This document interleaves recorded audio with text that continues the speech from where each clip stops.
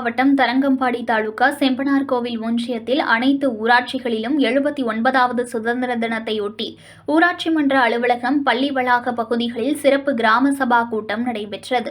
மாவட்ட நிர்வாகத்தின் அறிவுறுத்தலின்படி சிறப்பு பார்வையாளர்கள் முன்னிலையில் ஊராட்சி செயலர்கள் தலைமையில் கிராம சபா கூட்டம் நடைபெற்றது. ஒவ்வொரு ஊராட்சிகளிலும் பல்வேறு சிறப்பு தீர்மானங்கள் ஏற்பட்டது.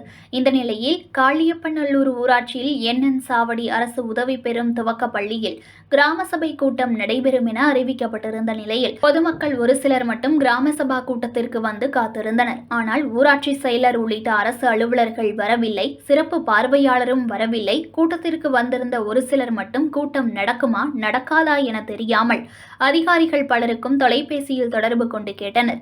இருப்பினும் ஒரு சிலர் மட்டும் அமர்ந்து காத்திருந்தனர். மாவட்ட நிர்வாகம் அறிவுறுத்தியும் கிராம சபா கூட்டம் வெறிச்சோடி கிடந்தது பொதுமக்களிடையே அதிர்ச்சியை ஏற்படுத்தியுள்ளது.